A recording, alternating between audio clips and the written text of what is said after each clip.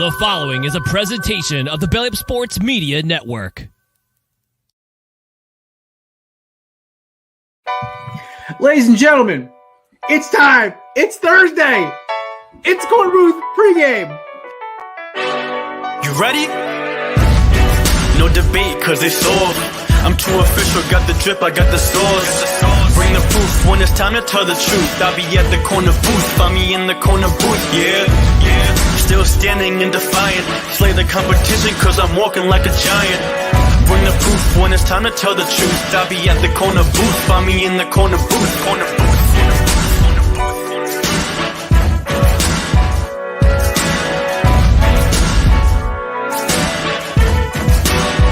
I see myself.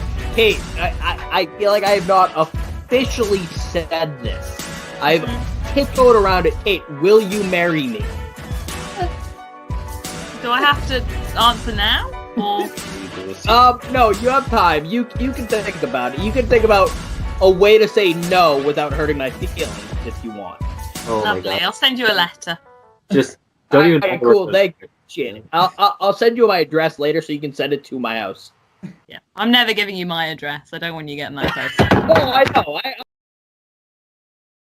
Ladies and gentlemen, welcome to the Korner Booth pregame. I am your host, Jared Klim, alongside an excellent cast of characters tonight. Joining us, of course, is the usual suspects. Joining us from Houston, Texas, our resident fantasy nut and overall handsome devil, Mason Rutch. What's up? What's up? And, of course, joining us from the Connecticut shoreline and getting ready for another night graveyard shift after this. My man's pulling 3 shifts today. We're counting this show. Ladies and gentlemen, the TikTok sensation, Matt Ordazzo. Oh, man, let's hope for that thunderstorms to come soon. Can't work on metal rail if it's lightning. I love it. All right, gentlemen, welcome back. We are now in the final days of the offseason, at least as this show is concerned. Preseason football tonight. Obviously, I think next Thursday is the Season 9 finale. Season 10 kicks off, I believe, the 21st, of August. I will announce it later. Obviously, I will also announce the second episode of Belly Up After Dark, which is going to be just another fun time. I can't wait to roll that one off. We might wait until September for that one, or I might do it the week of August. I'm not sure yet, but a lot of good stuff coming. We also have our college football preview show featuring some old friends. It's going to be a fun time. I believe that one is next week or the week after. And, of course, our NFL preview shows, which go for about 2 weeks. Our intern is starting next week. It is going to be a great, fun football season for us fellas. Mr. Mason, your team plays tonight. First preseason game. How you feeling right now? Do not care, man. I will not be tuning in. Won't be checking the box score. Won't be checking anything. I will actually be checking the box score for the Texans, however. I would like to see how a lot of their rookies play. They're probably not going to play for very long. But, from that kind of side of things, probably check out and see what the Texans do. But, Mac and those guys are not going to be playing. So I do not care at all. Do not care at all from the Patriots' perspective. Well, I was planning on tuning in to see how Mr. Jones or Mr. Zappi was going to be doing, but apparently it is blocked out in my region because it's an in-market game. So I can't watch it on NFL Plus, and I can't watch it on YouTube TV. Thank you, big media. Thank you. Gotta love the rich getting richer. Oh, our game didn't sell, so I have to black it out so you can't watch it. I mean, I don't think it's not a high commodity game, but I mean, To be fair, right, Matt. Like it is, Patriots Texans here. Like, yeah. I mean, I would love to see like Stroud and Mechie, but I guess I'm not gonna cry. Yeah, I mean, if anything sick happens, you're gonna see it on TikTok, tonight, tomorrow. Like you're gonna, or Instagram, Twitter, whatever. Like you're gonna see if there's just ridiculous stats getting put up by one of these guys. Other than that, you're probably not going to miss much. The biggest kicker for me about all this shit is that I just wanted to watch some football tonight, and I got to wait till 10 o'clock. And at that point, I'm going to watch. I'm going to be like, I got to go to bed in 20 minutes. I got to open up the shop tomorrow. Well, hey, listen, I get to watch Eagles football on Saturday, so I'm not going to complain too much about it. Obviously, also, Matt, I can find you a link if you really want to watch tonight. Nah, it's not worth jeopardizing my computer's health for some Texans For Patriots Texans, Pats, preseason. man, like, Not where preseason. nobody of relevance is going to be playing on like Matt's in division rival here. Like nobody is going to be playing. I mean, yeah. Who's are they throwing the starters out, or is it going to be I like a think big starters Kendrick? first 2 series. There's only 3 preseason games this year. Starters for the Texans. For the Patriots, from everything that I have heard, it is anybody that you can think of that is relevant that would, be a starter or like a backup, they are sitting. So that's what I've seen on Twitter. That's what I've heard. Maybe you guys have heard different. I was just going to say, I think the most interesting thing I've heard so far preseason-wise was that the Cleveland Browns are planning to start just about all of their starters for the preseason game, which I can just only imagine just all the guys. I don't know. That just screams somebody's getting hurt.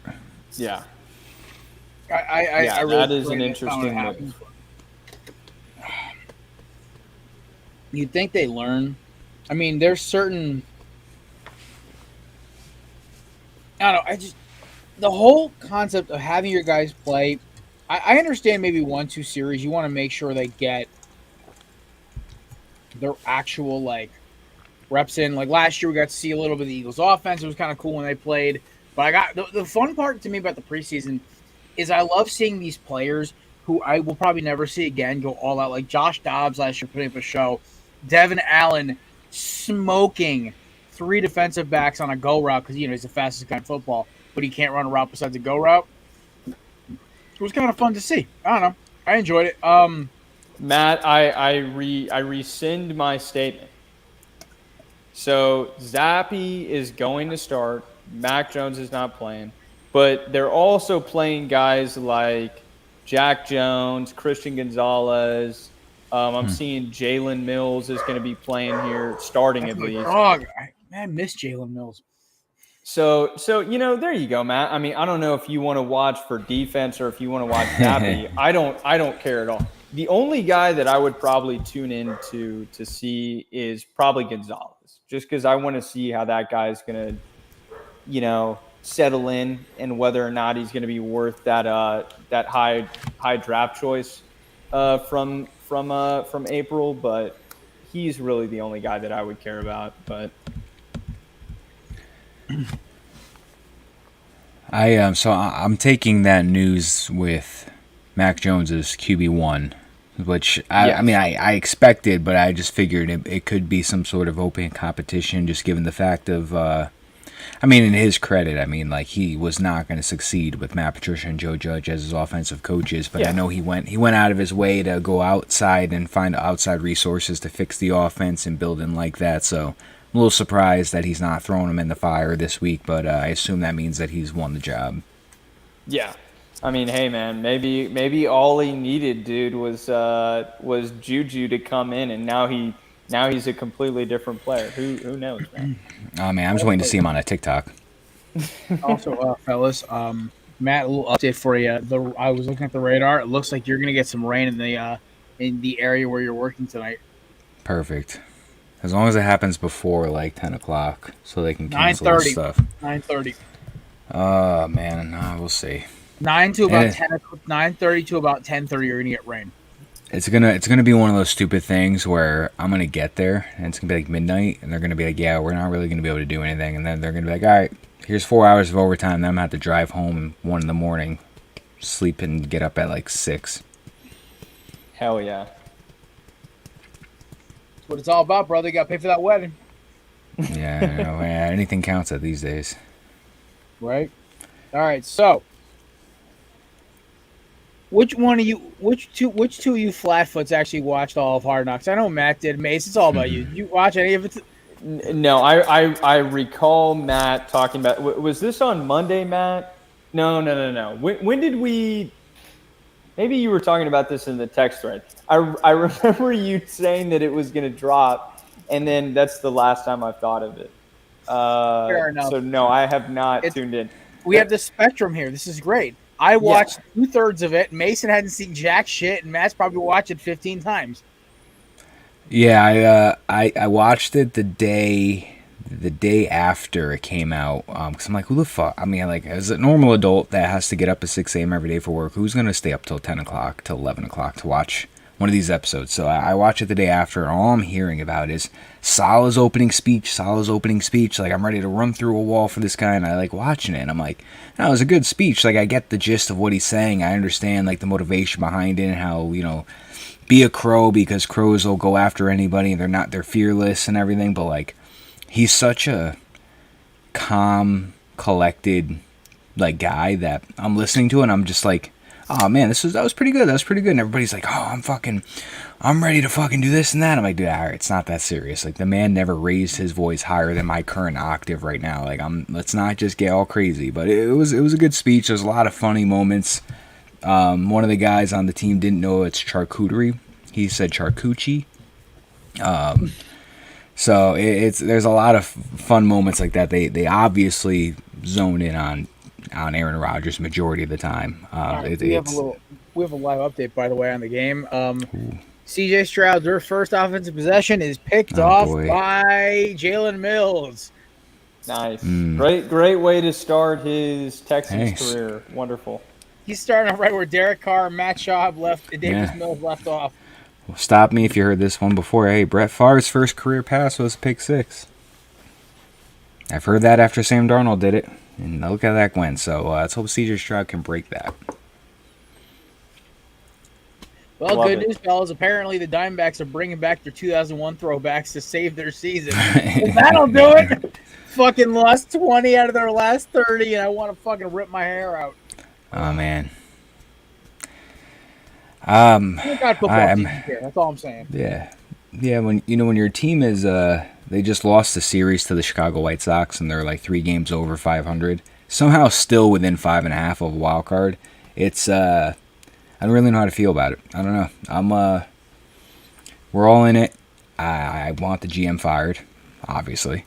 But baseball is interesting this year. There's a lot of teams that were in it hard in the beginning, like how the Diamondbacks are running away with it, how the Pirates were like 10 games over for a little bit, and now everything's kind of coming back down. The Yankees are just trash.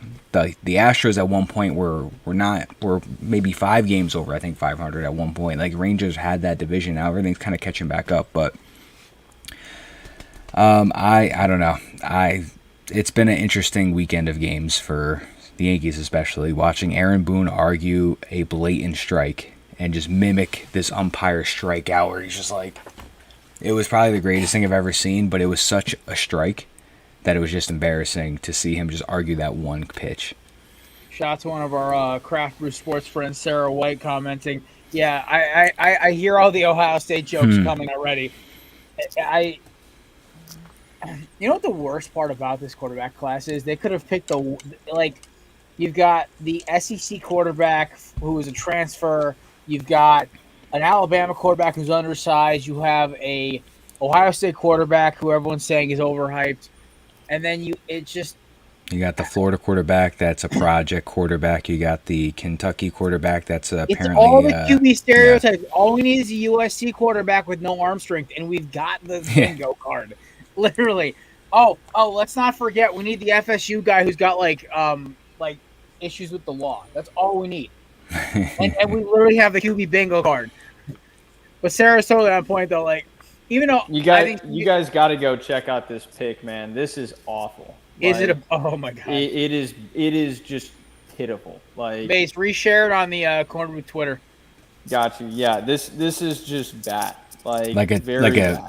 Like a horrendous decision by Stroud kind of bad? Well, or sort of one of these things that I bet if you had a camera angle of what CJ Stroud is seeing, Mills is probably just hiding in a blind spot to where he doesn't even see him. And by the time the ball is sort of like released, Mills is literally like sitting there waiting for it. it's a punt return.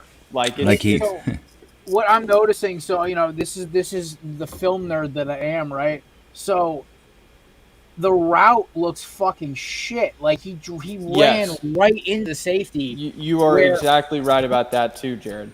It's and I'm okay. So the receiver didn't do any fucking favors, but at that point, I get you're trying to make a play because it's preseason. But brother, sometimes you just gotta chuck it in the ground and say fuck it and start over because that was one of those throws you just gotta take back. Yes, right. Just throw it away or take the God. sack, whichever. No, I don't take the sack. Throw it on the ground. Oh yeah, he was right in front of the defender. Jesus Christmas, that was terrible. Well, CJ Stroud, fellas, he's back. He's in. Texans are in full game form, making Mason's home city proud. All right. Yeah. Oh, No kidding. I will. So far, what I watched at Hard Knocks is I love they're finally showing the side of Aaron Rodgers I got to see every Tuesday when he's on McAfee. That he's just a chill motherfucker. Yeah, he's weird. Yeah, he's in some weird shit, but dude, he's just chill. He's a California cool guy. I don't give a fuck. One of the things I thought was really funny was in one part of the show he was talking about like his relationship with Nathaniel Hackett and how they're like very close. They have a very close relationship with each other that exceeds like coach and player. Like it's like a brotherhood they were talking about. And he was like, yeah, but we're our own people. He has his family and everything. He goes, and I think everybody in the world pretty much knows the stuff that I'm into nowadays. And I'm like, yeah, this guy's pretty much like, the guys, I like to do that hard shit that you start seeing fucking Jimi Hendrix walking across you or whatever. So I thought that was funny how he played some jokes with pretty much that he takes like hallucinogenics and everything. Also, apparently, there's a report going around from the San Francisco Chronicle that the 49ers were confirmed to have planned to sign Phillip Rivers to the Super Bowl roster had they have won the NFC Championship game against the Eagles. And Rivers was prepared to play, who Kyle Shanahan mentioned the plan was to just pretty much sign him and just have him start the Super Bowl, which is probably the worst decision I think I could ever have heard somebody say. Let's go get a 40-something-year-old Phillip Rivers 2 years after retirement. Okay, can I just say this right now?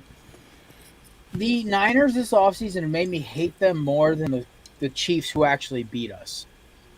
I have not heard, since that damn fucking game back in January, since that hit on Brock Purdy, I have not heard the Niners fans, faithful, say some of the dumbest shit. And, this doesn't even make me upset. It's just like, who the fuck cares? Like, seriously. Yeah. I mean, the old It mattered. The Niners would have played the Chiefs and then got mollywopped by them. Well, the oldest excuse in the book is if they didn't get hurt, this is what would have happened. Well, that didn't happen because he did get hurt. Like I just like listen. Anything can happen. You lost your quarterback in the first play or first drive of your offensive series. It is what it is. I'm sorry, I don't know what to tell you. But like it's just annoying that's just the excuse now. So if this didn't happen, here because. If I have to hear one more thing about Brock Purdy's fucking elbow, and listen, I've made my jokes about the turf during the Super Bowl. I know we still lost, okay? I know there's a couple throws that Quez Watkins dropped. We've got Miles Sanders just being an absolute ass of a running back. There's things that happen, okay? My team lost. I'll own it. The way Niners fans have clumped to this glimmer of hope. I was trying to talk to somebody about this, and I'm like, do they realize even if Purdy stayed in that game and did not get hurt in that play, even if Riddick didn't hit him by some reason, he was throwing the ball in double coverage. That was a summary of the game to come. If you can't block a team's pass rush, I don't care who you have a quarterback. You ain't going to win. And that McCaffrey run was because 3 guys missed their tackling assignments. He had a lane the size of Texas to run through. So I'm just done hearing about the Niners and the Super Bowl they'll never see. And I will put a bet on, I will shave myself down to literally just handlebars that they will not win a Super Bowl in the next decade. They will not. I'll rephrase that. They will not win a Super Bowl under Kyle Shanahan. Right here. I will go down to a full Fu Manchu handlebar because that's how confident I am in this shit. I am sick of this. Shanahan is a horrible head coach when the games matter. They use every excuse in the book, say, oh, we could have done this. You guys could have put the Chiefs away in the Super Bowl in 2019, and you didn't with a far better quarterback. Did my Eagles put Mahomes away? No. Did the turf help us at all? We couldn't even get an arm on Mahomes. No. But also, Isaiah Pacheco just ran us into the ground. I'm just I'm so happy there's preseason games back. I'm sick of hearing about these highlights. I hate the Niners. They are now up there with the Cowboys and the Saints as the tier of 3 teams that I despise. The Chiefs, congratulations. You bumped down to I hate, but I don't despise. You've been bumped down a notch. Congratulations, Chiefs. Well, the Niners too are they figure out a way to keep their window open every season, but eventually it's going to come closing down on them. I mean, they've got Deebo Samuel, they've got Christian McCaffrey, they've got George Kittle and Fred Warner in contracts right now, I believe. I'm not sure what about his status, but you still have Dre Greenlaw eventually if he's not signed already. I mean, the quarterback you might luck out on if Purdy's the real deal. I mean, he's going to be cheap for the next couple of years, and you still got a couple more years of control left on him. But you still got to look at Nick Bosa, Dre Greenlaw, Brandon Ayuk. So there's guys, and maybe even some of that offensive lineman. I don't know what Trent Williams' contract is right now, but there are going to be some guys coming up that you might have to pay some big bucks to, and that'll with the cap situation in the NFL, that's going to affect them going out for some free agents. So, I mean, I would say for the Niners, I would get the job done ASAP if that's possible for them. But like you said, Kyle Shanahan so far has not been able to get the job done for them in the Super Bowl and has not been able to get them back since. I think the one thing they have going for them is that division isn't going anywhere anytime soon. The Rams have no kind of backup plan after Stafford at QB. Stetson Bennett. Right, and even if they're all fully healthy, right, and Cooper Kupp has another great year. I mean, they're still, I don't know. I mean, they're mediocre at tight end. Right. I mean, it's no an run average game. team. It's an average team. The defense is not the same as it was 2 years ago. And Seattle is kind of to me, they're a wild card team. Seattle is a wild card team. They are not a type of team that I feel like could win that division. I feel like you guys probably feel the same. And then the Cardinals, we all know what the situation is with them. They're going nowhere fast, and nobody's healthy, and they've got a first-year head coach. So I mean, for the near future, I mean, they can kind of bank on the fact that it's like, 10-7, 11-6, maybe even 9-8 is going to be good enough to win that division for probably 3 or 4 more years. So, really, and we've seen this before, right? I mean, sometimes all you need is just to get into the playoffs, man. And you hit your stride and you get fully healthy and guys get on the same page and, you look up and you're in a conference championship game. So, I mean, they're going to be to me, I think they're going to win that division for the next 3 to 4 years minimum. See, who's going to beat them? Seattle's the only legitimate sort of competition, and I don't see Geno putting up another year like he did last year. See, everything Geno did last year was what we thought we were getting at him out of West Virginia. And it wasn't Geno that cost them that game against the Niners in the playoffs. It was Pete refusing to adjust the play calling. The Niners defense being elite. And the biggest thing right now is that I think that Seattle team just got better, whereas I look at this San Francisco team, they just kind of stayed the same. Well, but I think Seattle got better. I can't disagree with you on that. I think that's totally right. They had a great draft. I think they had a top 3 draft, to be honest with you, in the league. Great draft, top to bottom. But I still think the gap between the two teams is sizable. If you were to go through, I think the only sort of position group between those two teams that lacks, honestly, so you take San Francisco. The only position group on that team that is lacking is the O-line, to me. I think they're set at every single other position. You could say quarterback. Who knows if Brock Purdy's going to come back and be great? We don't know. I would say corner. Corner, and too. Secondary, like they really get away with using some mediocre players. And yeah, I mean, you're right. They did lose, Jimmy Ward, and Jimmy Ward is a guy who I literally think starts on any team in the NFL. There's maybe I- one team, one or two teams that doesn't start. Yes. So the majority, right? We'll call it the majority. They lose a guy like him to the Texans. But I don't think Seattle's draft is going to be enough to close that gap between San Fran and them to decide a division. I don't see that happening. No, I mean, I think, like, I agree with what you're saying. I think the Cardinals are going to be at pretty much just a at best 4-win. Yeah, they're going to be a very irrelevant, maybe like a 2 to 4 win type team this season. The Rams are, with everybody healthy, they're just not that Super Bowl Rams like they were a handful of years ago. I give them like 8 to 10 wins if they're a complete healthy team. I think they'll still be in games. I think they'll still give people problems, but I just don't see them winning that like 12 or 13 type of game situation like they were a couple years ago when they just got Stafford. The Seahawks and the Niners are the two most talented teams in that division right now, and I think Seattle's defense got stronger with Devin Witherspoon if he can pan out, and Tariq Woolen can have another season like last year with Kobe Bryant on the other side. And Devin Witherspoon now, and Michael Jackson, like that's a loaded set, like cornerback room. Yeah. That's four legitimate starters at one cornerback. I know that he hasn't been as productive as he was when he was on the Jets, but they are getting Jamal Adams back too, so that's a notable thing to mention for them.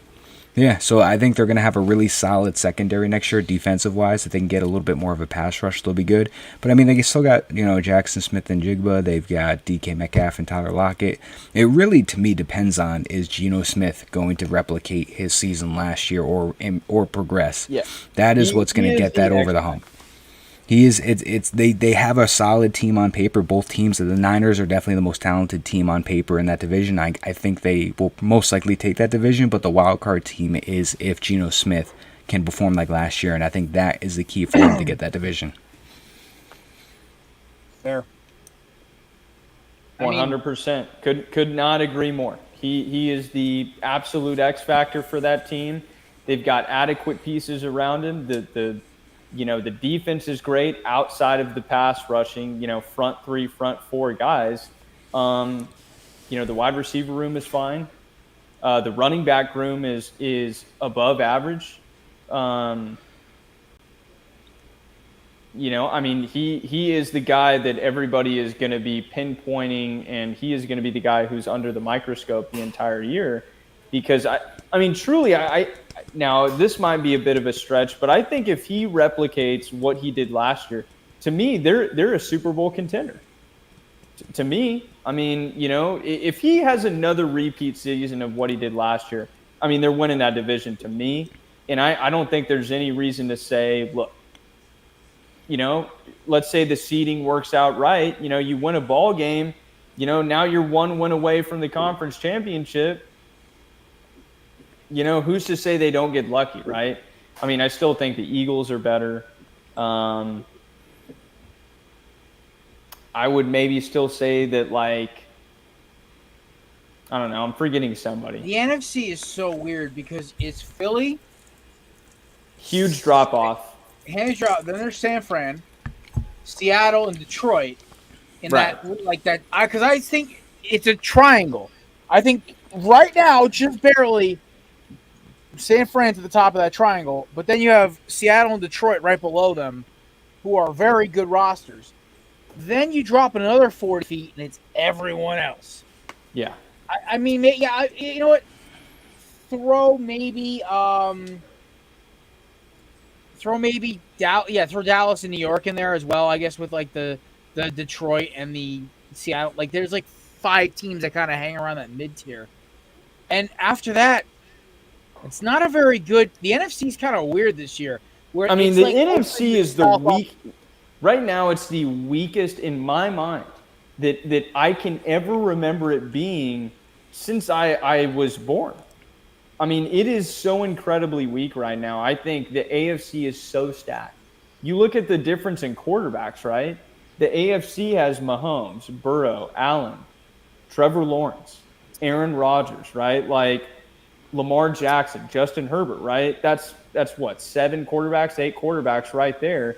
And when you look at the NFC, you've got, Jared Goff. Jalen. Jalen Hurts. And then you have to stretch it for Dak. It's if you really want So me it's to rank like, best, I guess Stafford, but like the team around him's ass. no, like, but yeah, Stafford, we're not seeing a 2021 season out of that dude again. That dude has seen his better days. He might be serviceable, and that's fine, But I mean, we're not going to see him do what he did. I mean, he's already injury prone. I think he's banged up. He got a Super Bowl, good for him, right? But I don't think we're going to see him replicate anything crazy. I mean, I think the third, call me crazy, is the third best quarterback in the NFC right now. Is that Jared Goff? I'd say. Is there anyone I'm forgetting? I'd say second. I think a competitor would be like Kirk Cousins. Literally, Matt. It's so insane when you compare the AFC literal top 7 or 8, and then look at where does Jalen fit into that? He's probably top 5, but then it's okay, 4. Where's the next NFC quarterback in that list? I mean, he's literally probably at last. So if you want the top 5 quarterbacks, it's Pat, it's Joe, it's Allen. For now, Allen, and then it's Jalen. Yeah. And then it's Justin, Lamar, yada yada yada. Aaron Rodgers, and then you just keep going down the list. And then maybe at 10 or 12, you get Jared Goff. Right. Because honestly, and Geno Smith. Geno's the third best quarterback in the NFC right now. We keep forgetting that. Here's the kicker. Jared and Geno earned their right last year to be in that conversation. Because those offenses without them do not work. Everyone's giving Jamal Williams all his credit. I watched 8 or 9 Lions games last year because they were fun. They were a fun team to watch. They scored points. They created turnovers. They had a good pass rush. They were fun. And everyone's talking about Jamal Williams with these punching touchdowns. It wasn't that. They would get down because they put a ball to Amon-Ra or DJ Chark inside the 5, and then they just had Jamal kind of fall forward for 3 yards and score like Mike Tolbert style. So that team is still good. Yeah, I don't understand why Goff does not get the credit that he deserves. Because they remember the 2020 Rams. That's the problem. That's why. That team is a train wreck. Yeah. Yeah, it's actually really, it's kind of sad, the difference in quarterback play between the two divisions. NFC wise, I'm looking down the list. You got Kyler Murray, Desmond Ridder, Bryce Young, Justin Fields, Dak Prescott, Jared Goff, Jordan Love, Matt Stafford, Kirk Cousins, Derek Carr, Daniel Jones, Jalen Hurts, Brock Purdy, Geno Smith, Baker Mayfield, Sam Howell. It's bad. Yeah, it is really bad. And you think about, I think another aspect of it is let's take that bottom 5.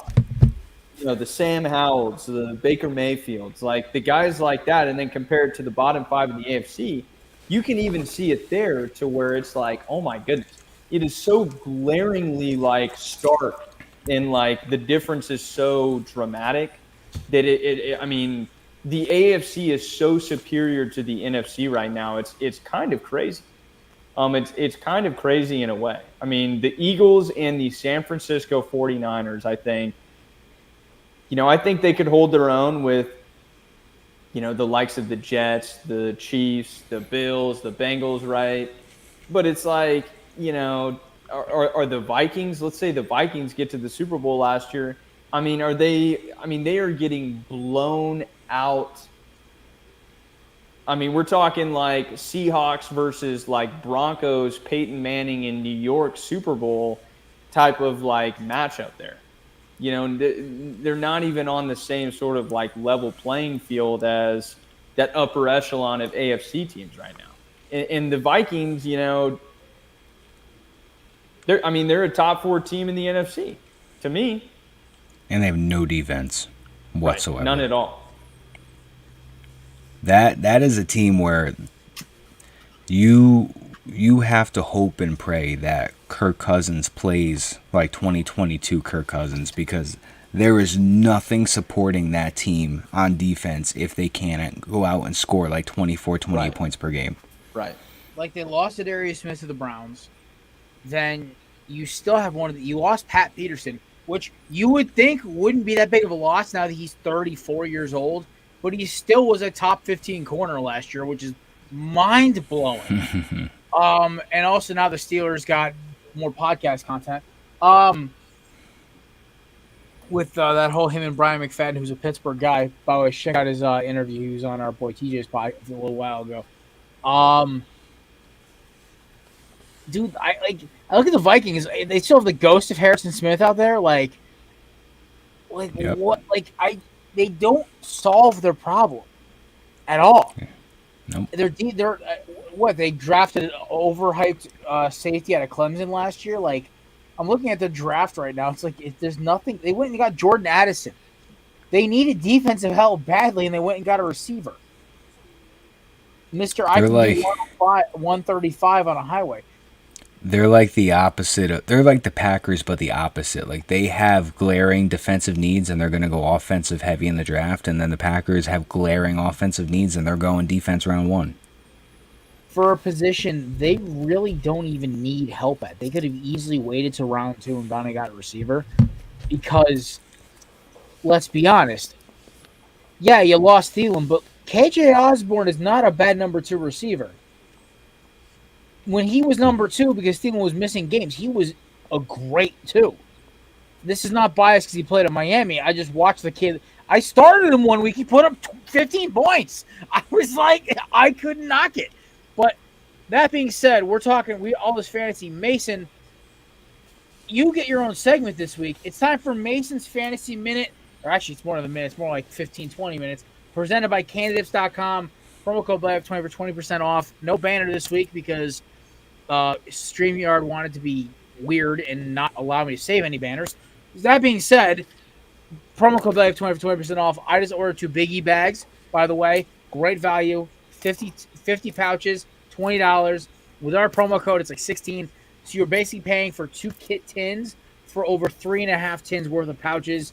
It is a steal. I bought 2 of them with one of their Terrapin, the peach one, I think, and I bought a mango because it's like my favorite one to drink with. Check it out. The promo code BellyUp20 for 20% off. Our favorite sponsor. Thank you, guys. Mace, the floor is yours, my friend. I'm going to big screen your ass. Hold on. Here we go. Let's do it. All right. So, yeah, I'm just going to go through a top 10 order. I'll just read it out, and then we can react after. Does that sound good? I love it. Go for it. All right. So, going 1, to me, this is pretty clear-cut. I'm old school. I think that running backs have the highest value. I don't care if Jefferson's in the league. I don't care if Jamar's in the league. So, with that being said, I have McCaffrey going at 1. I think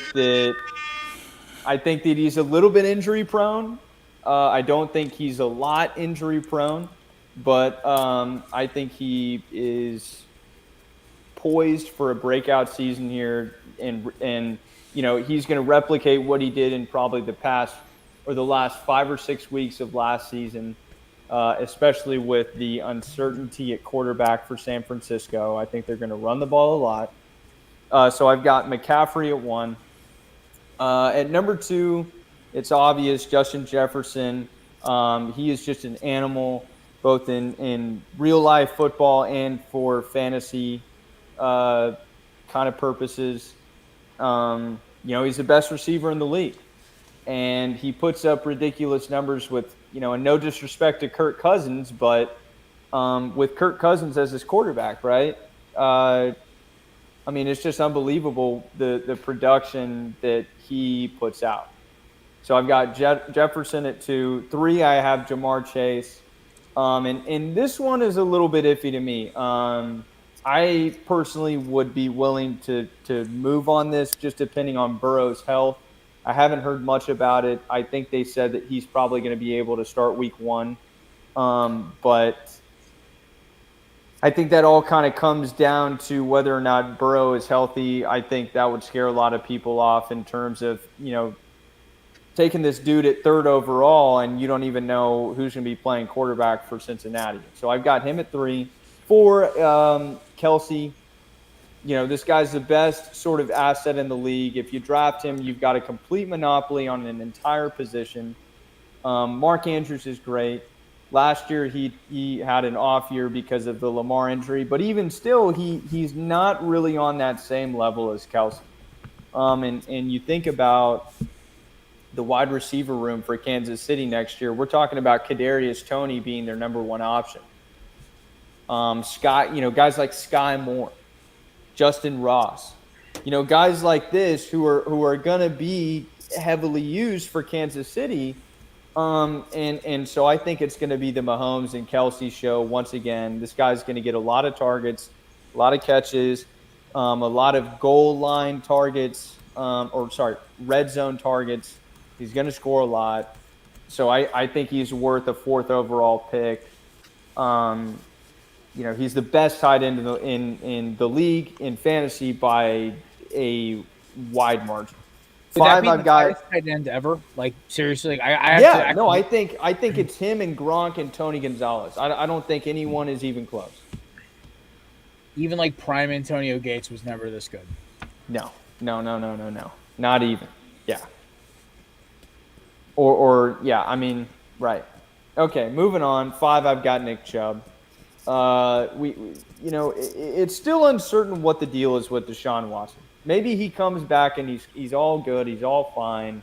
And he's ready to rock and roll and show off, 2020 form, 2019 form, and be the guy that the Browns need, the franchise quarterback that they paid, a very lucrative contract to, and reset the money market for quarterbacks.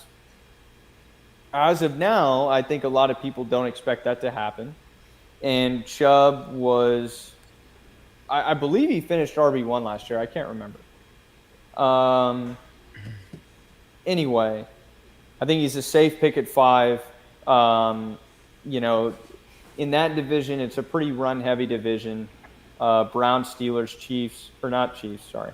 Browns, Steelers, Ravens. I'm blanking here, fellas. AFC North. Browns. Who am I forgetting? Browns, Ravens, Browns, Steelers. Bengals, Ravens. Bengals. Anyway, my fault. That's Chubb good, at buddy. 5. I think he's a safe pick. 6, I've got Reek. I think that regardless of who is playing quarterback, he's going to put up numbers. He is the fastest player in the league. He is an explosive player. He is at times, he can put up boom or bust games. And I think that's just a result of him being a big play player. He's the type of guy who's going to rip off an 80-yard touchdown run off a screen pass, off a bubble route. So he's the type of guy that you want on your team if you're willing to take a lot of risks. But I truly think that he's the right pick here. I don't think anybody else on this list is a safer pick than him at the number 6 position. 7, I've got Cooper Kupp. This offense is looking pretty bleak aside from him. You've got Cam Akers at running back. The tight end position, they've got Tyler Higbee. But other than that, they really don't have many other options, serviceable options.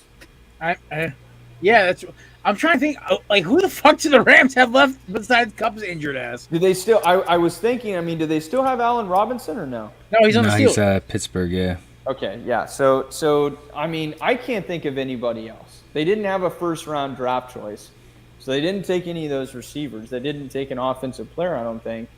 I think they had their first pick was round 3. Yeah, that sounds about right.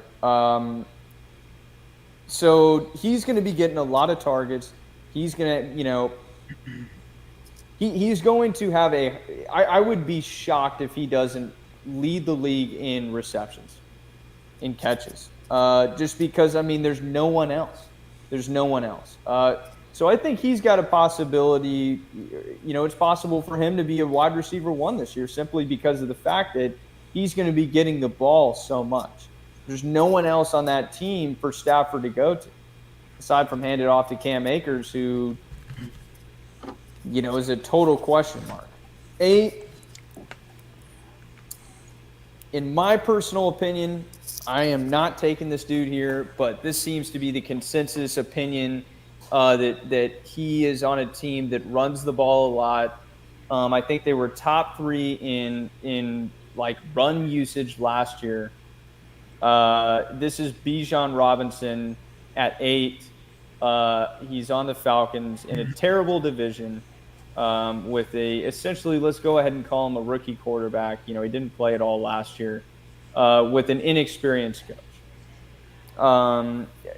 I have heard Arthur Smith say that they are going to use him a lot out of the slot, and that he's going to have, a pretty sizable sort of pass catching kind of, I don't know how you would call it. Just that's going to be a part of his game, right? They're going to use him a lot in the pass catching game along with the run game. So, there's a possibility for this guy to boom and be great. I don't think it's very probable, but, he's the best guy I think still left on the board at this point. So roll the dice, take the rookie. There's not much else going for anything on Atlanta, so you might as well. I drafted Cordell Patterson because I saw that Arthur Smith made that comment. I was like, you know what? Fuck it. If I need a Hail Mary throw, let's say, like Bijan's getting a lot of plays out of the backfield and Cordell's getting a lot of handoffs, yeah, I'll take it. But ladies and gentlemen, joining us now, Sleeping Beauty himself, one of the hosts of the High Low Sports Podcast, a good friend of mine, the only Cowboys fan I can tolerate for more than 20 minutes, and a diehard Auburn Tigers fan. We're rocking the hat, ladies and gentlemen. Kelsey Coyne. What's up? What's up, Mason? I'm glad to know you are still a pessimist. Nothing has changed. I'm kidding. I actually fully agree with Mason in this situation. Bijan Robinson, kind of a questionable situation. We know Arthur Smith. I passed on him. That's why I passed on him. Arthur Smith says Kyle Pitts is going to be the greatest thing. We've seen his experience with tight ends, and guess where's Kyle Pitts at? So excellent point, Kelsey. Right. Excellent point. I completely agree. Home. Okay, so 9. This is another questionable selection. I think you could maybe have this guy higher. I've got Austin Eckler here. I think that they went out and they drafted Quentin Johnston. That's going to add to an already loaded wide receiver room where you've got Keenan Allen, you've got Mike Williams, you've got him now, and you've got Herbert, who is a dual threat.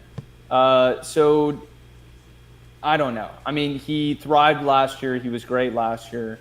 There's no reason to, I think, anticipate that he's not going to be a top 5 running back this year in terms of fantasy. But I don't think he's better than anyone else I've listed above him. So I would take him here at 9. And then 10, they're interchangeable. I think you can go with whoever you want here. I think they both have their pros and cons. I think it's between Derrick Henry and Stephon Diggs. Talking about Stephon. League structure kind of thing, like PPR, non-PPR kind of shit. Well, I think it's just, you could take either of those guys in a half PPR league and a full PPR league and be content with taking them each at 10. I don't think it matters. Stephon, look, he was the WR1, I think, through week 12 last year. I think that's right. And we know the Bills, high-powered offense, really explosive. They throw the ball a lot. They do not run the ball. Now, maybe that's going to change this year with Ken Dorsey being out. I don't know. But, he could be another guy like Kupp, right, where – he has an excellent season, finishes top 3 in fantasy points as a wide receiver, and it's a total steal getting him at 10. Or, they start throwing the ball to Gabe Davis more. They start running the ball with James Cook more, and his usage rate is not as high. I just hope we don't see what we saw against the Dolphins. That's what I kind of worry about when I draft Diggs. Yeah, absolutely. It's a fair point. I think when he's matched up with elite talent, I think he kind of starts to waver a little bit, particularly in fantasy. But he is Josh Allen's go-to guy.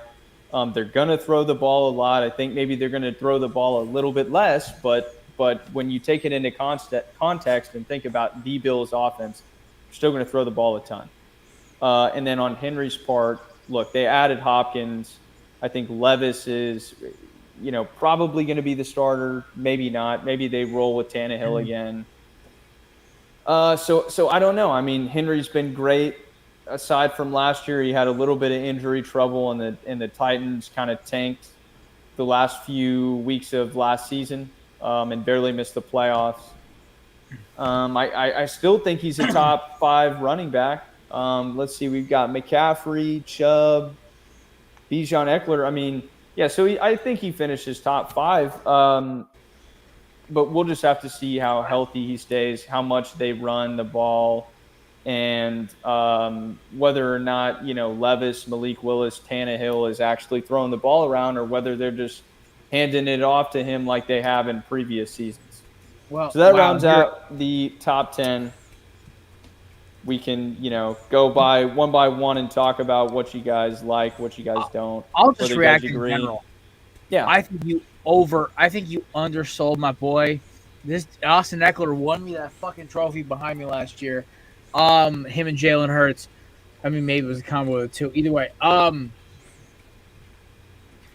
than that, Mace, that was on point. Like, McCaffrey went first in one of my leagues already, and we made fun of the dude for taking him because basically, like, taking a running back who's got injury history first overall is like a death sentence usually. I wonder what he's going to be like in that San Fran offense. I also have this weird feeling in the back of my mind San Fran is going to crumble. But also, he could also rip off 1,800 total yards and 15 touchdowns. So it's kind of – he's this weird, like, fantasy enigma you can never figure out. The 1 year I drafted McCaffrey, it was like 18 or 19 or whatever. He either scored 30 points or was injured or scored 30 points. There was no in between. So right. I kind of total boomer bust guy. I'm with you there. He's a gambler's best friend. Yes. 100%. I gotta ask, do you actually think many leagues will let Stephon Diggs slip that far? Everything I've seen so far, every draft I've been in, he is a top 5 guy every time. I gotta just ask you about that. Are you playing like 2x PPR leagues? Like, I have never seen him go single PPR. Yeah, single PPR. I'm in a half PPR league. He went 13th or 14th.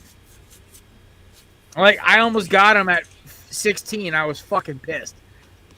Yeah, Kelsey, just to answer your question, man, I just – the way that I think about it is that, let's talk about it from this perspective. So McCaffrey, Jefferson, Jamar Chase, Kelsey, Chubb, Tyreek Hill, Cooper Kupp, Bijan, Eckler.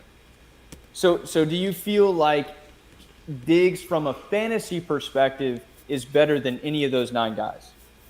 From a fantasy perspective, I look at Cooper Kupp and question.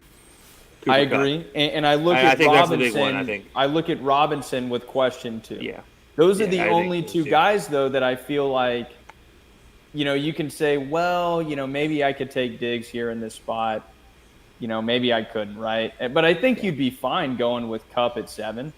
I think maybe his boom potential is because his per catch average being higher than Cooper Kupp, being higher than some of those other guys you just mentioned. That means, if I get 7 catches for 10 yards apiece with Diggs versus 7 catches at 6 yards apiece for anybody else, and that touchdown potential for Diggs, that's what I see with him every time I see him drafted. He was always drafted early, and that's what they're always hoping for.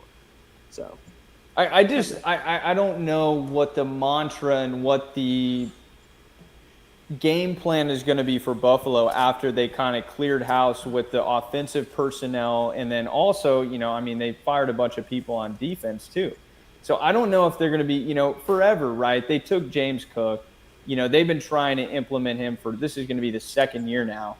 So, and that was what killed him last year, right? They passed the ball way too much. They can't run the ball. Allen is their running back. That's all they do.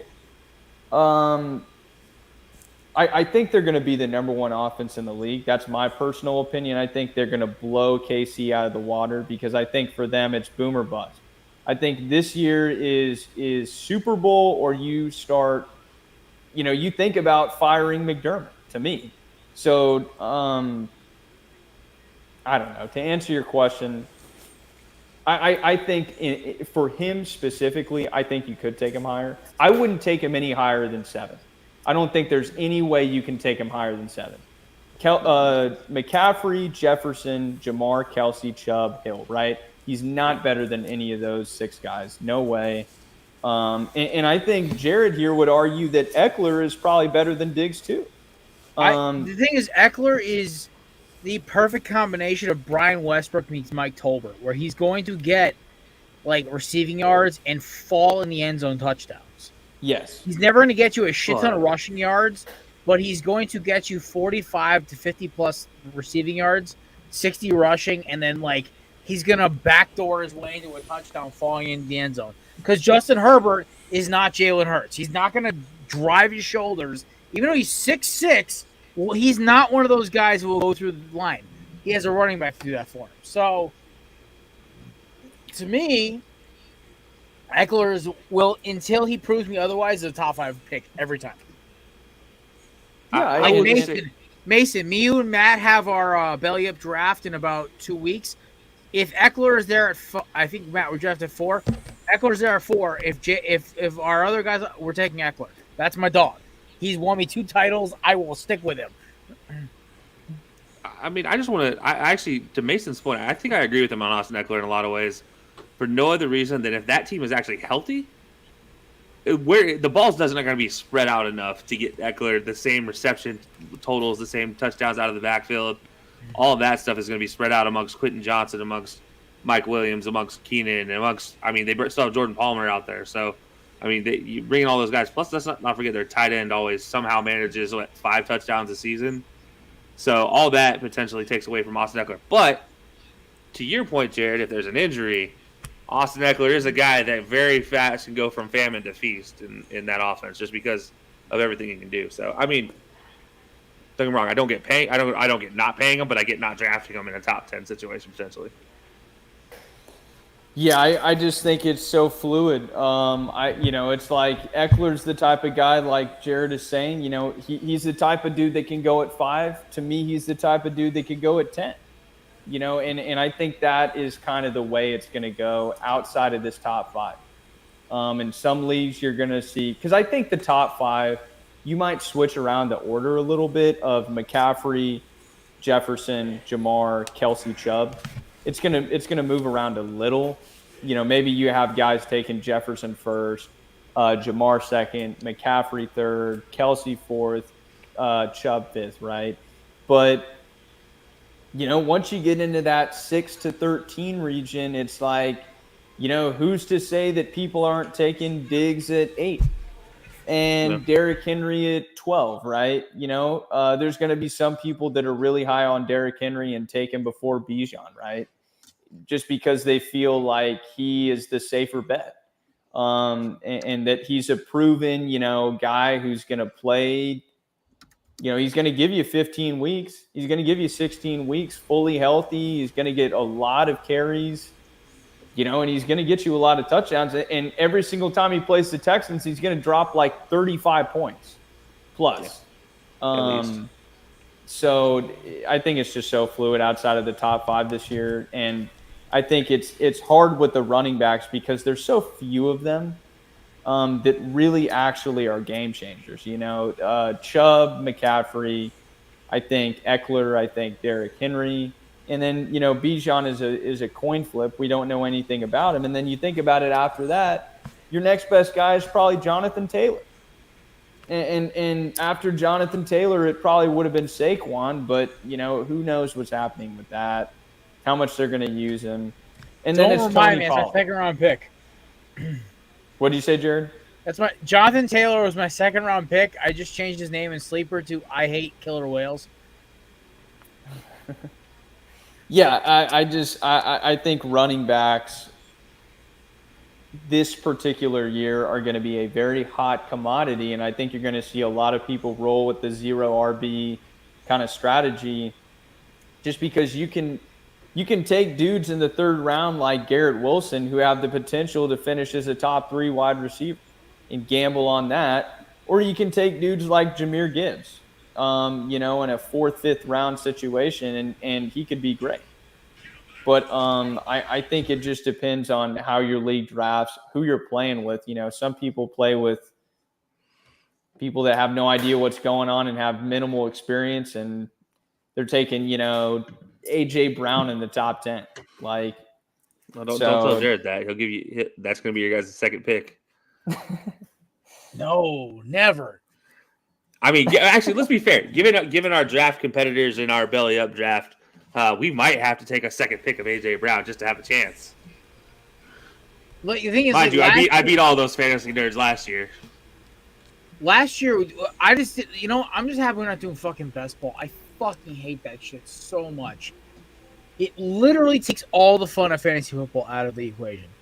What are you talking about? I still was able to pick up a team. I literally stopped caring about that league the second I made my donation.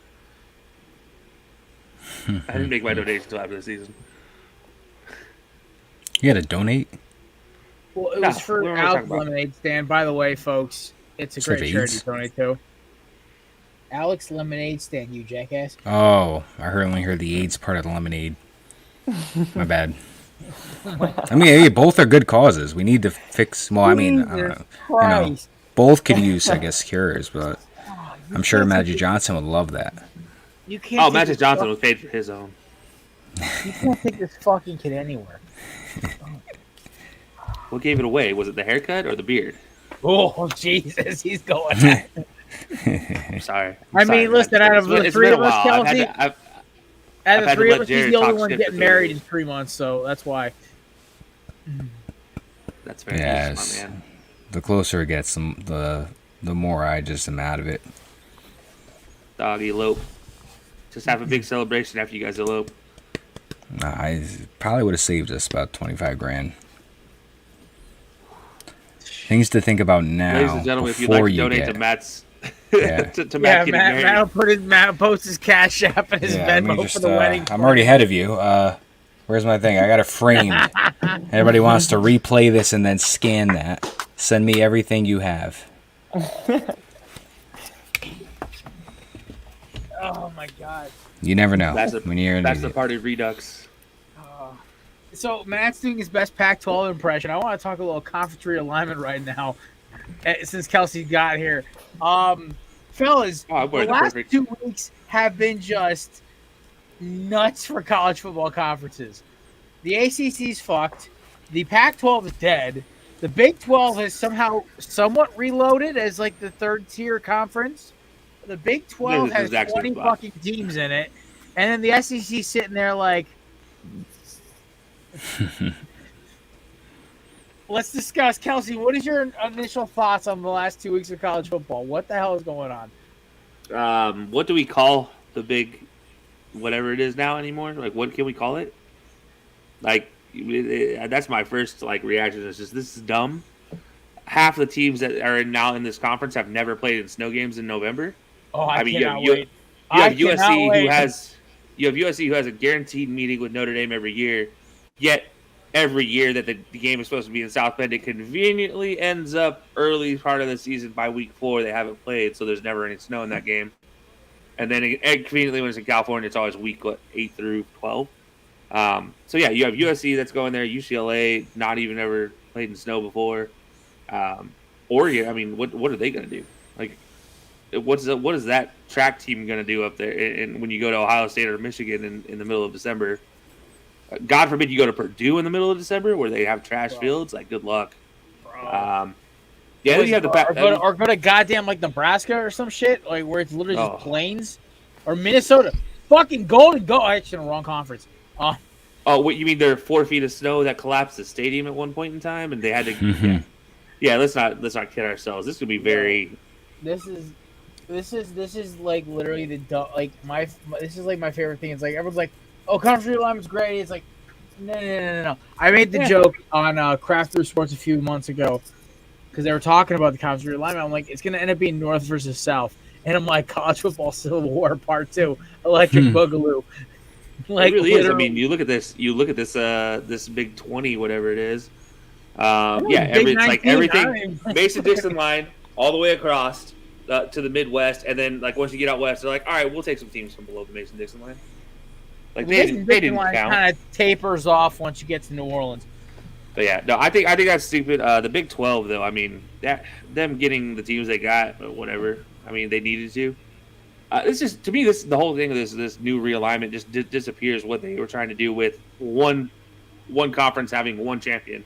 You know, there was never going to be a questionable situation where you had two teams like potentially be able to make it, and because one team didn't play in the conference championship, they're going to have to go back to having a conference championship now. Like, you look at the Big 20, there's no way all those teams can play. So you're going to have 10 on one side. You're going to have 10 on the other. They're going to have to play each other. And then you're going to have take the top two from there and play each other. And then you're just like right back where we started. I never was opposed to the championship games. I thought they were like the best part of like college football season. Yeah. You say that when Alabama was third place in the SEC and then they made it to the national championship game. I think it should be the top two teams. There should be no sides. Just the two best teams with the two best records. That's what they were getting to, and that's like they were doing that, and now they're like, money. That's. I mean that's. I think it's very clear that that's all that it's become, and I think that. I mean, look, I just graduated from OU, so I understand that was the initial cause of like this massive ripple effect, right? OU and Texas moving to the SEC. And I think for Texas, for OU, OU's a massive brand. Texas is a bigger brand. And by joining the best conference in football, not in every sport, but in football, you get more brand exposure. And, that move was on the heels of the NIL legalization and the ability to pay players and, really, just all athletes, right? Athletes being able to make money now. And so it gives you a bigger brand. It gives you more exposure to kids, to adults, to parents, to whoever, right? People who tune into this stuff, right? And now I feel like it's just gotten out of control. I do, out of the entire sort of effect and all of these like, smaller moves, I think it's funny that just like Stanford and Cal now are just like, they don't know what to do. They're ACC schools now, Mason. Well, no. The ACC voted last night and they didn't want to let him in. Yeah. I thought they're going to American So it's Conference. like now they're just kind of out in the rain, it's sort of saying like, because, they thought, the Big 12 wanted them, right? And then they said, no, we're too good for you guys. We're going to try for the Big 10 or we're going to try for the ACC. And then the ACC gave them the reality check that they deserved and that, no, we don't want you. Your sports suck. They're almost irrelevant. I mean, when's the last time Stanford's been relevant in football?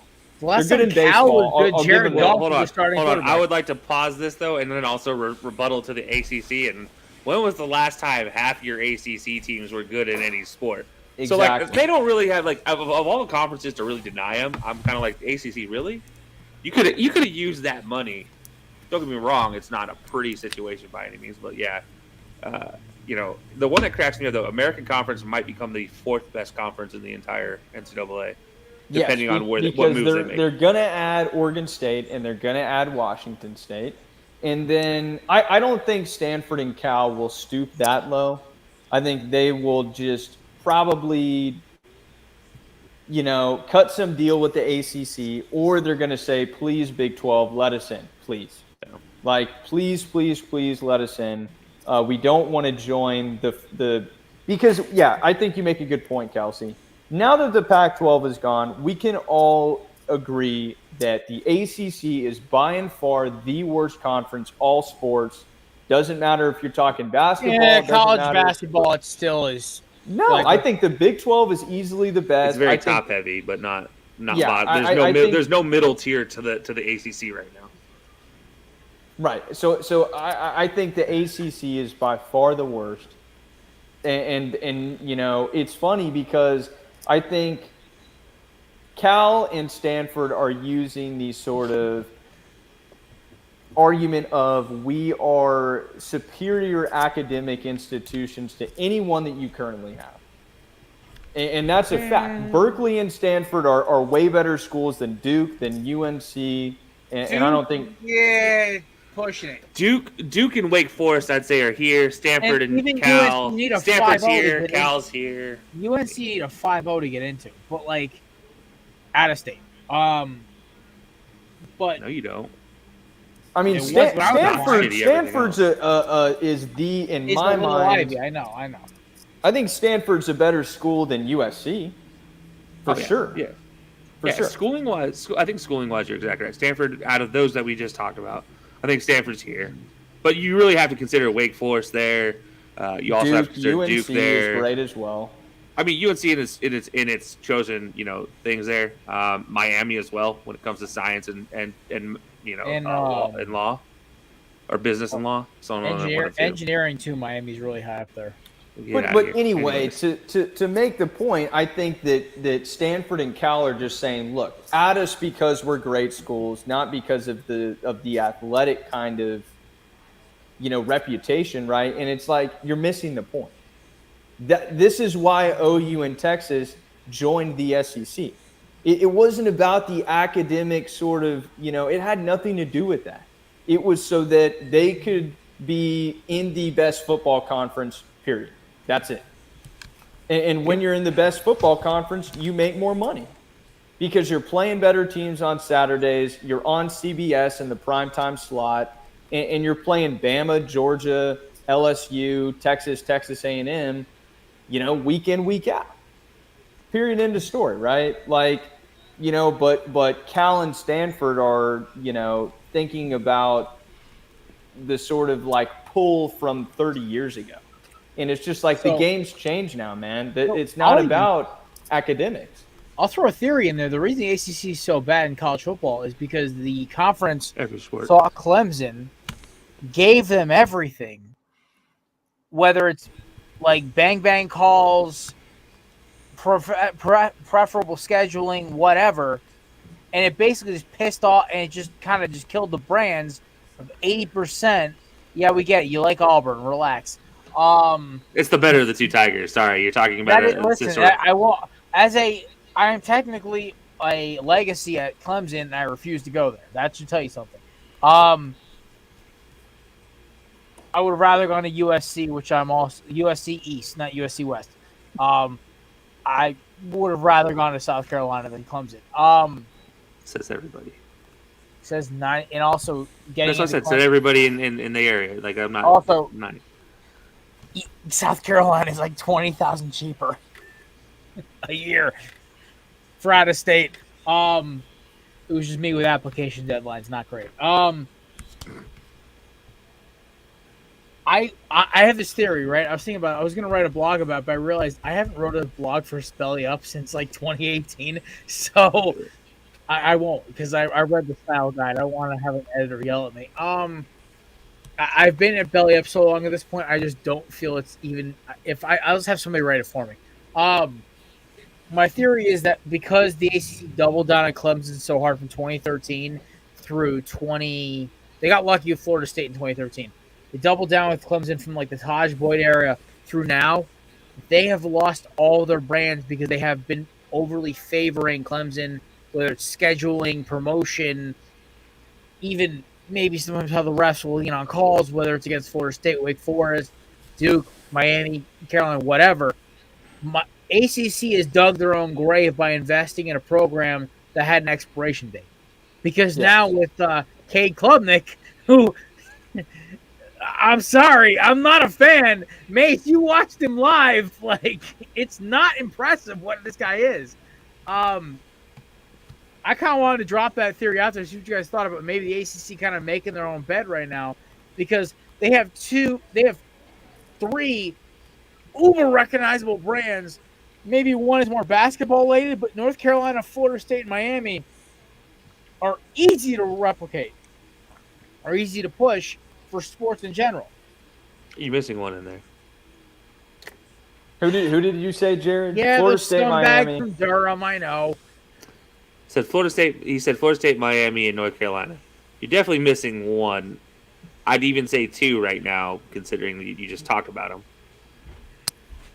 Well, obviously not. I'm talking about besides Clemson. Okay. I'd still say there's two. So, what do you say? Duke's the other one? Duke's one. UNC, I'm assuming.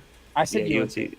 Well, you Yeah, said UNC but because they've got, whichever way you look at it, the best quarterback in the country or the second best, right? Yeah. Like, go a little north. Although I don't know if they're ACC anymore now.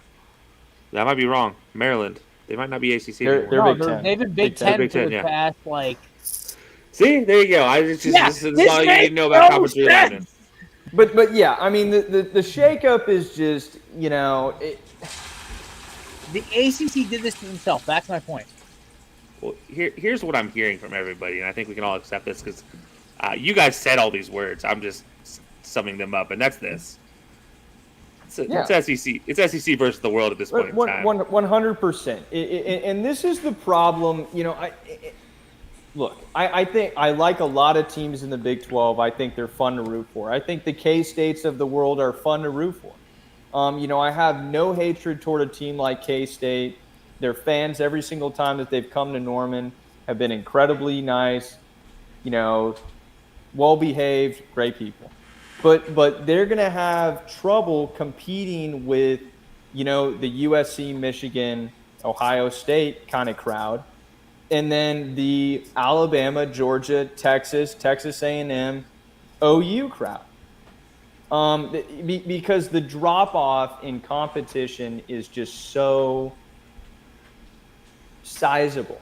It's not even close now. I mean, you add Utah, you add Arizona State, you add U of A, you add Boulder, great, but it's like, on a down week for the Sooners, they're going to be playing your Tigers, Kelsey. They're going to be playing, LSU, right? Like it's not easy. Down week. No. And I get what you're saying. No, I get what you're saying right now, and it's not wrong. It's what is a considered down week for Oklahoma going forward in the SEC. What their in between weeks, if you will, is going to be. He's exactly right. It's going for Auburn. You're playing Ole Miss and Mississippi State. You're playing your Vanderbilts. You're playing these teams. They don't care. Like those games are cared about, but like when you play LSU, when you play Bama, when you play Georgia, those are the teams that like that stadium's packed. Tailgates are packed 3 days in advance. Right. Like when you play Ole Miss, you show up to Oxford. You go down to the nice little canopy areas with your nice little bow tie on, and you get drunk 3 hours before the game. That's what you do. But did you freeze? But when you play Bama, you get drunk 3 days before. He's catching up. Give him a second. Hold on. Is it good? We good? Yeah, we're good. I'm not frozen in the same spot anymore. Nah. No. Also, I'm wondering that's my point though. Like if Bama, you're getting drunk 3 days before, so you can black out during the game. Like that's what's happening. I mean, it's a great game. Don't get me wrong, it always is. But there's a different level of hatred in those games versus, like Mason's saying, versus Oklahoma Auburn is like, okay, well, it's another week in the SEC. Good luck, everybody. It just doesn't. It's gonna. The best way I can describe it is you are given nothing.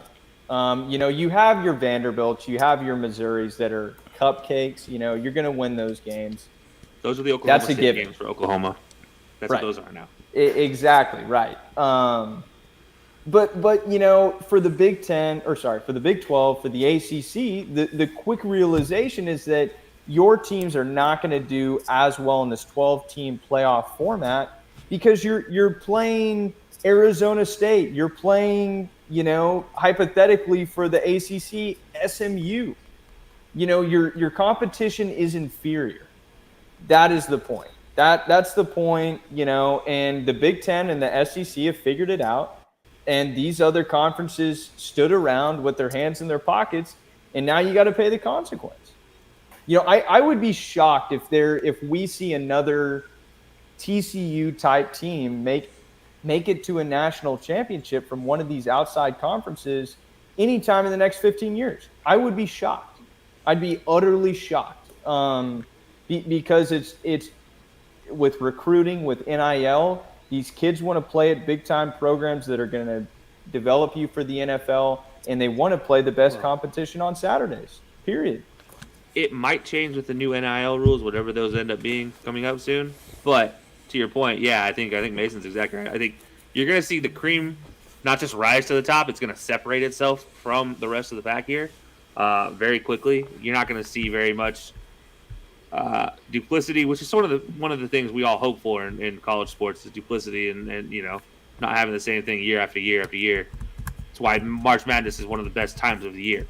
Right. But I think to this point, like right now, you're looking at 4 teams out of the Big 12 might have a consideration going forward, but realistically, you're looking at 2 every year, and it's Baylor probably, and honestly, it might be TCU every year. It might be Oklahoma State. We don't really know who's going to come out of that Big 12. It might be Colorado. But the point is, there's not going to be very many teams coming out of that Big 12 to compete in the playoff. You're going to get 4 from the Big 10. You're going to get 4 from the SEC at least. You're going to get 2 from the ACC, and then at least and then 2 you'll probably extras. get a group of 5, right? You're going to get someone from the American Athletic. You're going to get 2 extras that fill in there. So right, and look, I think the conference realignment, if you ask me, I think it did nothing. I think I think someone said this at the beginning of this kind of segment, but it just sort of reinforced what the problem already was. Everybody already knew that the SEC was head and shoulders in front of every other conference: Big 10, Pac-12, ACC, Big 12. I think everybody was shocked that TCU did as well as they did last year. That's a roster of players who have stuck around for 3 to 4 to 5 years, and they put together a good roster, and they got a little, things went their way for a lot of the season, right? And that's how you end up in the national championship, and then you play the SEC championship or the SEC champion, and we all saw the result, right? It was like the JV or the freshman teams playing the varsity state champion. It's not even comparable here. And just one last thing on this, and then I'm done. I think I've harped this enough, but there's only one conference that has 2 national TV deals. 2, not just one. And not just are they 2 national TV deals, they're the 2 primarily watched sports national TV deals. That's CBS. It's ESPN, and now you're looking at the SEC. They have their own CBS game day every week that competes with ESPN every week, and then you have every single other SEC game on SEC Network or ESPN Watch or Watch ESPN, ESPN3, whatever it is called nowadays, ESPN Plus. But they all appear there, so every single one of these games is accessible nationally, and that's the only conference that has that. You have Fox Sports or Fox FS1 or whatever it's going to be now as the Big 12. The Big 10 also on Fox, but not main Fox. It's still Fox Sports. You have the ACC does have a ACC network, but they're early day games. Yeah, it's early day games at the best, so you're not getting primetime games. The ACC fucked up, and I will reiterate that 1,000 times over. Yeah. So, at the end of the day, players want to be seen. They want to get taped. They want to get seen nationally and known nationally. They want to make money, especially at the NIL. I mean, the best way to do that, go to somewhere where you're going to be on national TV every single week.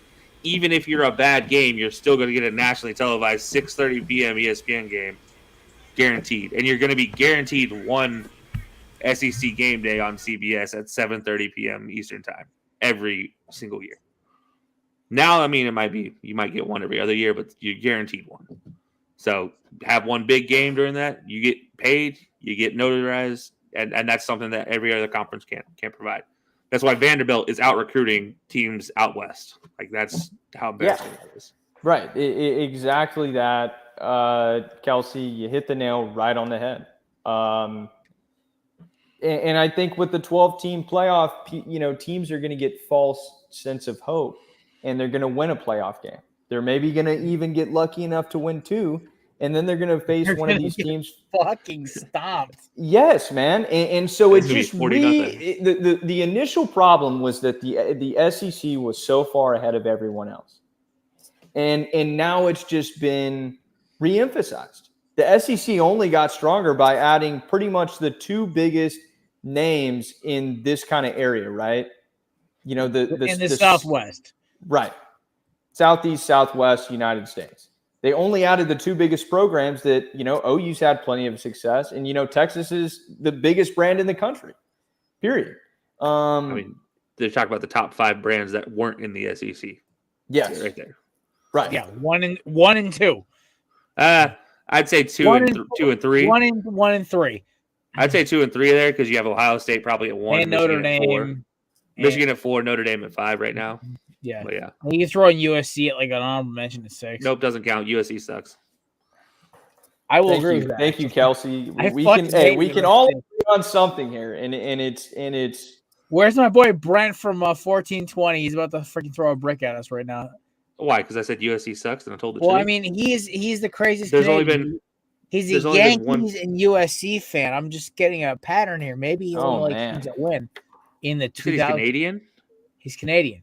Well, that's why he doesn't get sports. But what's prime? You know what the top teams are at the time, and he probably hadn't watched football since 2004. He's been watching college football last year. He started watching Trojans football again last year. I mean, you got Canada's 10 years behind the U.S. So 10 years ago was when the U.S. That was is a joke from How I Met Your Mother. I don't want to hear that shit. I got you, dog. Hey. All right, ladies and gentlemen. Got to get the content from somebody. Somebody wrote it. Why not break it out? All right, we appreciate y'all coming through tonight. Shout out to our sponsors, Baller Bros Golf. Promo code BELLYUP for 15% off. Candidates, promo code BELLYUP 20 for 20% off. My shipment just came in today. I'm very happy right now. I have 4 fully loaded spearmint and mint cans and a couple others. We also have our amazing sponsor, SeatGeek, promo code BELLYUP for $20 off your first purchase. And, of course, BELLYUP Media for sponsoring this amazing program. For myself and Matt and Mason, we appreciate you all for stopping by. Kelsey, where can we find your amazing content? Every week we are on Wednesday live, 8 p.m. Eastern Time on YouTube, Facebook, and Twitch. You can catch the replays of the episode on our YouTube channel. Be sure to like and subscribe. We're working on growing our followers there and our subscription base there. Also, Thursday, you can catch our audio-only episodes. And then Monday and Friday, we have our specials. Tuesday and Friday, we have our special shows. I always mess up some part of this. Tuesday and Friday, we have our special shows. We have Tier Tuesdays. We have Fantasy Fridays. Be sure to check those out. Those are YouTube exclusives. And while you're there, go ahead, swing by our Twitter channel or X, or Instagram. It's high_low_sports on X, or everything else high-low sports. Well, it is also the only show I actually guessed. I only guessed on at least 3 or 4 times a season. So, yeah, you don't get to see his ugly face most of the time, which is great.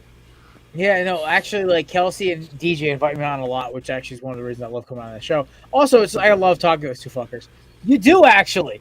Last season, I know we do. You're probably honestly one of our most reached out to guests because we're just like, I don't know what to do. Let's call Jared. Jared will get us through an episode. And also, like, honestly, I just love talking sports with the boys. So it's like, to me, it's just another day at the office. Yeah. But like, I mean, Kelsey, you and DJ are definitely 1 and 2, and then it's like McCarthy, Hector, Duck, Scott. I was worried you hadn't reached out to me in a couple weeks, so I thought I was on your oh shit board. And then I sleep. I decided to just take a nap while in my chair, getting ready for everything. I thought you were like in a car accident. I was actually freaking out for like half the episode. I thought might have been a dream. In my brain, I thought you drove DJ to the airport, and we're coming back and got in a car accident, and that's where my head was at. I was like, "Fuck!" Nah, Doc. I literally had already gotten home from work, and then was just sitting in my chair getting ready, and I'm like, "I'm here," and then I was asleep. Yeah, I was more just like terrified, and also I envy you for being able to nap. I can't nap. It was a good nap. I can't nap. My body will not let me do it. My body. So, by the way, folks, for the rest of the season, obviously, Mace will be doing a weekly fantasy segment on our Thursday show, along with our gambling picks. Myself and Matt, and also shout out to our new intern Chris, who will be joining us on Monday's show. By the way, we are back to our regular schedule, 2 episodes a week. as well as the fact that our Thursday shows we go more towards our gambling bets, football previews.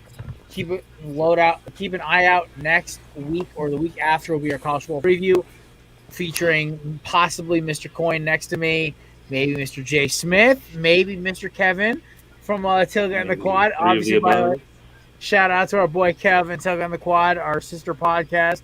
Sister because, Kevin complains a lot. And he's a Bammer. He's a Bammer. Their new episode just dropped. It was actually a nice listen on the way to work today. I actually appreciate listening to that shit this morning. So that just dropped. Also, great promo code using SpongeBob references, which I appreciate. All right, ladies and gentlemen, we appreciate you stopping by. Have an amazing weekend. Do not drink and drive. And we will see you guys on Monday for the last week of Corner Brute Season 9. Season 10 kicks off wow, holy shit, 9 days? I am ecstatic right now. 10 fucking seasons! Jesus! I'm beating Friends, guys! Yeah, it doesn't count when you count them every 3 months. No. Seasons go from February to August, mid-August, and then go from mid-August to February. Sorry, you have 2 syndication periods. I don't even know where we're at in our syndication period. We're in the hundreds of our season 4. Okay, I'm at about 400 fucking episodes of this show between live and regular, plus all the ones I produce for other shows. The fact that I even remember this is a miracle. All right, peace out, folks.